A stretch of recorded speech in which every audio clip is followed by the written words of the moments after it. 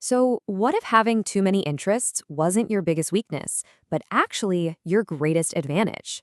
We're going to tackle that feeling of being pulled in a million different directions and show you exactly how to turn all that creative chaos into a serious career superpower. I mean, does this sound familiar? You've got a dozen different paths you could take, and honestly, they all feel like a real part of you. The problem isn't a fear of hard work, it's that you're totally paralyzed by the choice. If you've ever had that thought, I could do anything if I just knew what to do, well, you are in exactly the right place. So here's the big reframe for today. What if that sprawling, messy curiosity, the very thing that makes you feel so scattered, is actually your secret weapon? We are going to completely dismantle the anxiety that comes with being a generalist and give you a brand new map for your career. All right, first things first, let's put a name to this feeling because it's a real thing and it's something that most traditional career advice just gets completely wrong. It's called the scanner's dilemma. And let's be clear, this isn't a lack of passion, right? It's the opposite. It's an abundance of it. It's that feeling that if you choose one path, you're essentially killing off all the other amazing versions of yourself you could have been. And, society has a favorite label it loves to slap on us, dilettante. Or worse, jack of all trades, master of none. Ugh. The anxiety that comes with that phrase is just immense. It's designed to make you feel fundamentally flawed, like you're always starting things but never finishing, just doomed to be an amateur forever.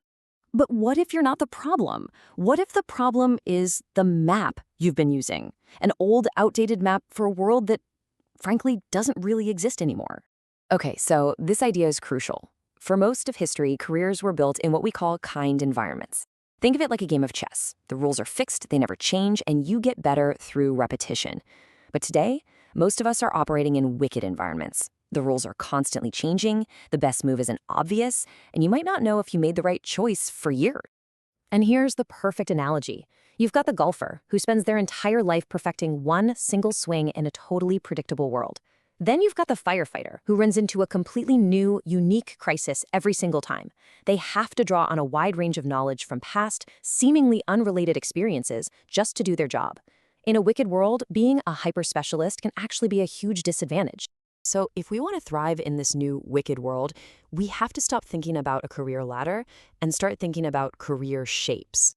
First up is the classic model, the I shape. This is your specialist, the expert who is a mile deep in one single narrow field. And look, this is still incredibly valuable. The problem isn't that this path is wrong, it's that we've been told it's the only path to success. Now, this is the trap that a lot of us fall into, the dash shape. You're a mile wide, but only an inch deep. You know a little bit about a lot of things, but you don't feel like you have a solid foundation in anything. This is where that constant anxiety and feeling of not being enough really comes from. And then we have our goal, the M shape, the polymath. See, you don't give up on going deep, you just decide to go deep in a few different areas. So imagine one pillar is data science. You go deep. But your second pillar is storytelling. And that horizontal bar across the top, that connects it all with your broad interests. Suddenly, you're not just a data scientist. You're that rare person who can take complex data and weave it into a compelling story a CEO can actually understand. And that is where the real value is. So how do M-shaped people do this? Well, they use a cognitive superpower called far transfer. A specialist is great at near transfer, applying a skill to a very similar problem. But a polymath uses far transfer. They see an underlying pattern in one area of life and apply it to a completely different one. For example, a biologist might study the branching structure of tree roots and suddenly realize, hey, that's a brilliant way to organize a computer database. Or a musician uses their understanding of harmony to write cleaner, more elegant software code. This is the magic of the M shape. Your seemingly random interests stop being random. They become a secret library of metaphors and solutions that nobody else has access to. Okay, so I know what you're thinking. This sounds great in theory, but how do I actually build an M-shaped career without just falling back into that dilettante trap? Great question. Let's get practical. The whole strategy really comes down to three core ideas. First, serial mastery. Second, building yourself a stable platform. And third, creating an idea capture system. We're going to break down each one.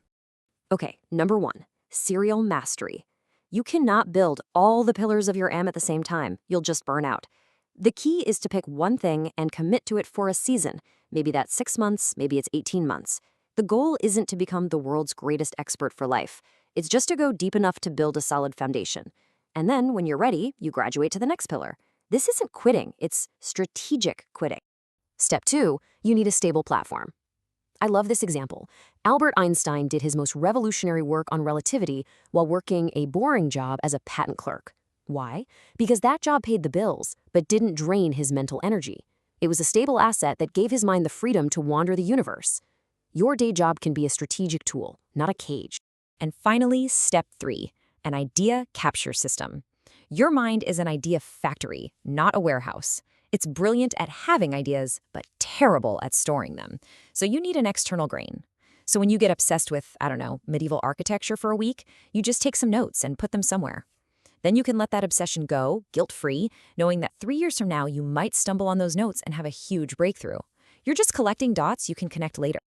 So when you start to pull all this together, when you see your career this way, something pretty incredible starts to happen. All of that self-blame, all of that guilt, it just starts to fade away. And it's replaced with this quiet confidence in your own unique path. I want you to remember this. You are not a dabbler who lacks focus.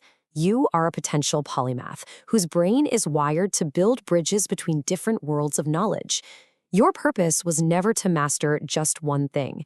It was to be the person who can see how everything connects. And that leaves us with one final thought. Forget about trying to choose something for the rest of your life. The pressure is too much. Just think about this season, right now, looking at all of your interests, all your curiosities. What is the first pillar you'll build?